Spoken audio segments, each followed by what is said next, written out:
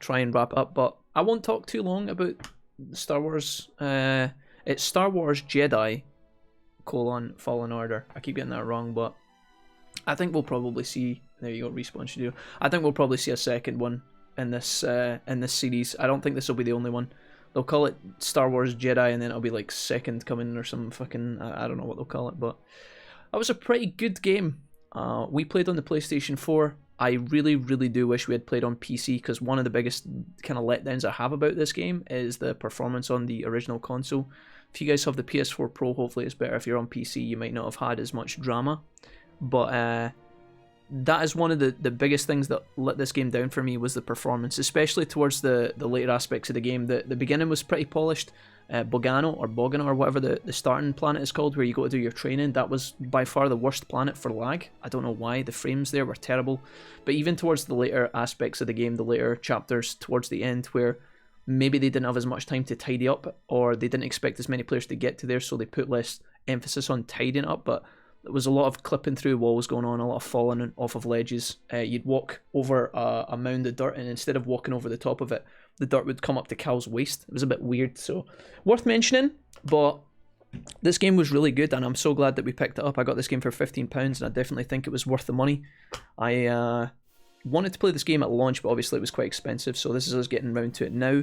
I feel like some of the stuff this game does the best, and some of the stuff that I like the most about this game, is the combat is obviously pretty sick. As a Jedi, you feel super powerful, and the game does a really good job of allowing you to get more and more powerful as the game goes on. I know that's like the generic kind of video game build-up that you would expect, but you go from being very nervous in the beginning to, at the end, when you're clearing out that space station that we've just raided, you actually become super OP. You've got all your force skills unlocked, you've got all your movement abilities, and you just feel like a badass walking through there, which I want to feel as a like a single player Jedi game.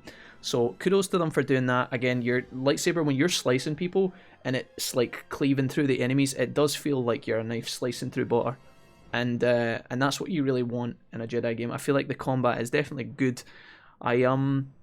The stamina bars were a little bit weird in this game. They didn't really make it like Sekiro, where you have to block the posture and then you go in for the killing blow sort of thing. It was more of, when you were fighting against the bosses or even just the generic enemies, you would reduce the stagger bar to 0, and when their guard was broken, you would get a free attack. So as long as you time that free attack as one of your power attacks, you can actually get through some of the later bosses really quickly, especially when the game gives you the L1 and square combo. I don't know what that is on PC, but you basically do like the lunge forward with the double blades. You do so much damage. So yeah, combat was really good. I felt like, what else was I going to say there in terms of the combat? Oh, another thing that I really enjoyed, and definitely has to be acknowledged, is the set pieces that the game puts you in. So the scenes like in the beginning of the game, when you're opening in the game's intro, you've got this beautiful kind of experience where one minute you're falling, and then you're climbing, and then you're sliding, and then, there's all these explosions. It makes you feel like you're part of a movie, so they did a great job with that. There was aspects, or similar to that, in the middle of the game, where you were sliding down the tree at Kashyyyk. I remember that was being pretty good, and then at the end with Vader as well. So well done, and you truly feel the pressure of Vader as he arrives, which I think is absolutely immaculate.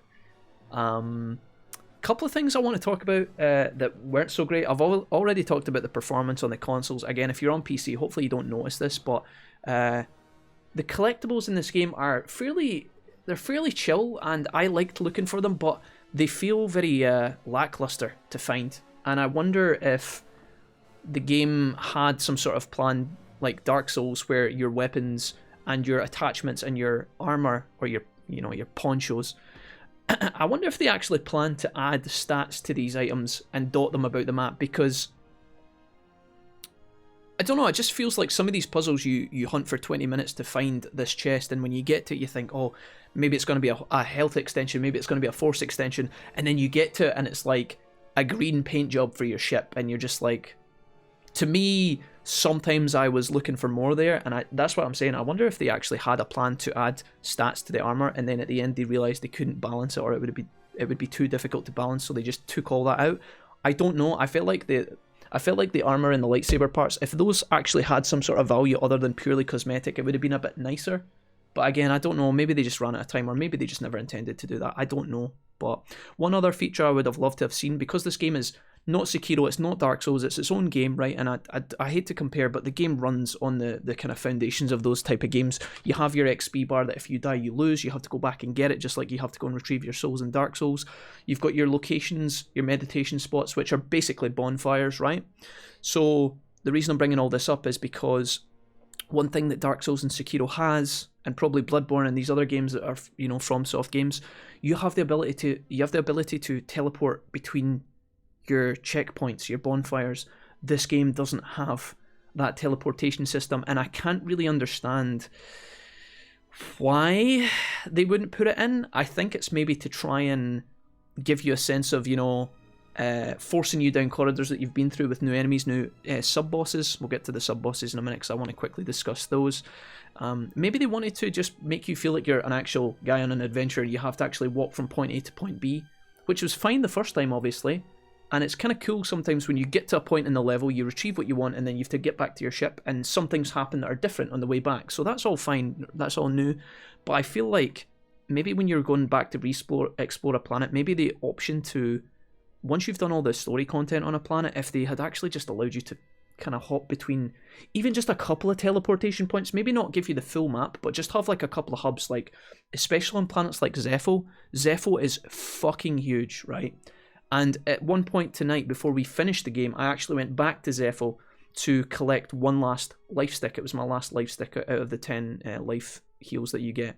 And I had to navigate like a motherfucker to get there, and in the end we actually ended up looking up how to get to this particular point. But just a quick teleportation system would have been so much nicer.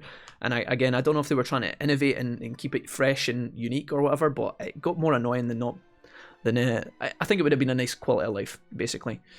The sub-bosses in this game are pretty cool. They're nowhere near as hard as Dark Souls, in my opinion. We played on Jedi Master difficulty, so not the hardest, but the second hardest. I feel like we were able to cruise through some of the later game bosses in the game first try. We defeated the guy on Dathomir, whatever his name was. Was it Malice or something his name was? I can't remember. We defeated him. We defeated the second sister and a bunch of other fights towards the end first try. Now, I did take the time to go and get all the life extensions and the heals and all that stuff, so maybe without those it would be quite challenging. But the sub-bosses themselves, normally in these kind of games, when you beat a sub-boss, it feels like the reward is quite monumental. Whereas in this game, similarly to the cosmetic items that you find, like the ponchos and the paint jobs, I feel like the sub-bosses, although they were cool to go back and fight, and I like the challenge, and I love the feeling you get when you overcome them, I just felt like they were kind of pointless. There was no big payoff for beating them, other than maybe like a chunk of XP. And I feel like that could have maybe been enhanced a little bit. I don't know how they could have threaded something meaningful into your character development there, but if the sub-bosses could have given you something, even just like the tiniest increase of HP, or like another addition to your force meter, or some sort of extra commodity would have been nice there, I think. But one quick point, and this is another criticism, just we'll tack this in on the end. Right after I've went and showered the game with praise, the platform in this game it feels like sometimes, I will say. You know, the sliding down the slopes, very heavy. When you're swinging on the ropes, feels unpolished. I personally am a guy who feels like when you're playing these games like Tomb Raider, Uncharted, when you have these cinematic set pieces where you're running along an ice ledge as it collapses, or you're running through a fiery explosion of a factory and bits of metal are falling, and you're jumping and you're grabbing, then you're falling, then you're sliding, and then all these moments, I feel like if you want the player to have fun, I feel like the room for error, where like the player falls off a ledge or something, needs to be minimalized. You need to keep it streamlined, because I feel like these moments are almost not gameplay. There's minimalistic aspects of the gameplay where, you know, you're falling and then it'll come up on the screen and tell you to push L1 to grab onto the bat's back or something. And I feel like sometimes in those moments you can actually fail in this game more so than some of the other games, like again Uncharted or whatever. Those games typically do that kind of the set pieces very smoothly. This game did a great job with it, but it wasn't quite up there with the best of the best. There was some times where I was halfway through these moments where Cal is like falling through the air and cool stuff's happening and you feel great about it and it all looks grand, and then like he would try to jump for a ledge and he would just fall short by like 2 feet, or he would jump for a rope and miss the rope and then fall to his death. The game does not punish you heavily for falling to your death in this game. It normally just spawns you right back where you were. It doesn't take away your XP. It just takes a tiny bit of HP. I think that was a good decision because I fell to my death many a time. A lot of that is me being stupid and dumb, but grabbing on ledges, jumping onto things that I thought were accessible was so inconsistent, and they could have definitely, I think with an extra bit of development time, they could have definitely tightened that. It felt a bit loose. There were moments in the game where I was trying to solve a puzzle, and I was like, okay, where do I go next? And there would be a pipeline to my left that looked nothing like an accessible pathway, but that was the way I was supposed to go. I'd have to jump onto the pipe, and I would stand there for 15-20 minutes racking my brains thinking, what the fuck am I supposed to do here? This game doesn't make it clear sometimes where you're supposed to go next. It's nice as a player to be able to use your brain and try and figure out, okay, I've got this piece, and this piece. What then? Okay, that plugs in there. I climb over here, and now I can jump across. Okay, sick. But sometimes your jigsaw pieces are not as clear, and I feel like they could have, again, tightened that a little bit. I don't need the character to tell me exactly what to do every time with the puzzles, because that defeats the purpose of it being a video game, right? That your problem-solving abilities don't get tested at all in that regard, but just little hints here and there. I don't think they have to highlight ledges that I can climb on, but there needs to be a bit more clarity, I think. Viney branches are the only thing in this game that stands out as, oh hey, I can climb that, let's go that way. Sometimes there was a couple of ledges and bits and bobs that just weren't clear enough. So yeah, just throw that in at the end. But Star Wars, again, really good game. Would recommend if you can pick this up for a cheap time. It's definitely worth checking out for the most part. I think that's me.